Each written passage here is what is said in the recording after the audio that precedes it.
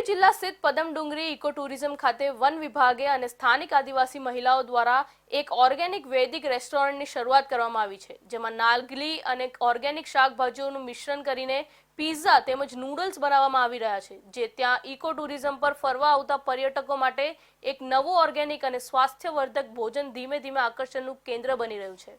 આદિવાસી બહુલ વસ્તી ધરાવતા તાપી જિલ્લામાં આવેલા ઇકો ટુરિઝમ પોઈન્ટ એવા પદમડુંગરી કેમ્પ સાઇટ પર જિલ્લા વન વિભાગ દ્વારા ઇકો ટુરિઝમ પોઈન્ટની આસપાસ ગામોમાં વસવાટ કરતા લોકો, જેમાં પણ ખાસ કરીને અહીંની આદિવાસી બહેનોને ઘર આંગણે રોજગારી મળી રહે અને અહીં આવતા પર્યટકોને સ્થાનિક સ્વાસ્થ્યપ્રદ ભોજન મળી રહે તે ઉદ્દેશ્યથી ઇકો ટુરિઝમ સાઇટમાં વૈદિક રેસ્ટોરન્ટ શરૂ કરી છે। અહીં સંપૂર્ણ આ વિસ્તારની આસપાસના ગામોમાં મળતા મિલેટ્સ અને ઓર્ગેનિક શાકભાજીમાંથી બનેલ વ્યંજન અહીં આવતા પર્યટકોને પીરસાય છે।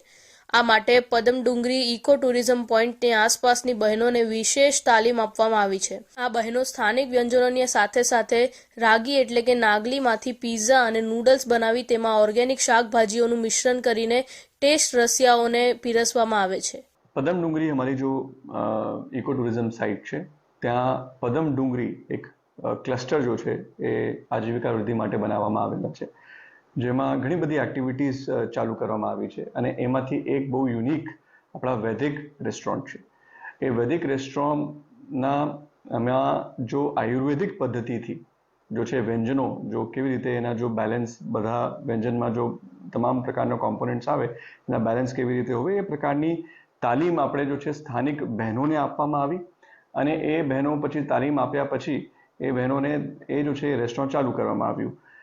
શહેરોમાંથી જો સુરત છે, બડોદરા છે, અમદાવાદ છે, ઘણા બધા પ્રવાસીઓ છે પદમડુંગરી ઇકો ટુરિઝમ સ્થળની મુલાકાત લે છે અને મને કહેતા ખૂબ આનંદ થાય છે કે આ લોકોએ આ બહુ સારા એક ફીડબેક એ રેસ્ટોરન્ટ માટે આપેલું છે।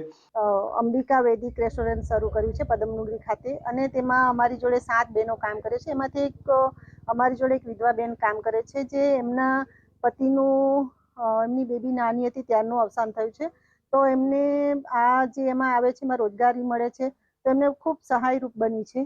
અને અમારી બહેનો 7 બહેનો કામ એક નેચરલ પ્રોડક્ટ બી બનાવે છે અને 7 બહેનોને રોજગારી પણ મળે છે અને એમાં રાગીના પિઝા અને નૂડલ્સ પણ બનાવીને અમે ખવડાવીએ છીએ અને એ લોકોને ખૂબ જ ભાવે છે।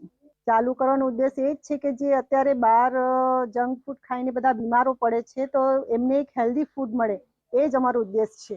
આદિવાસી પરંપરાગત વાનગીઓ સાથે જ મિલેટ્સ વાનગી બનાવીને અહીં આવતા પર્યટકો માટે અનોખું નજરાનું રજૂ કરાયું છે। નાગલી સહિતના ધાન્યમાંથી બનતી આવતી વાનગી પ્રવાસી માટે ખાસ આકર્ષણનું કેન્દ્ર બની છે। પ્રવાસીઓ આ સ્વાસ્થ્યવર્ધક અવનવી પ્રકારની વાનગી ખાઈ પોતાનો પ્રવાસ યાદગાર બનાવી રહ્યા છે।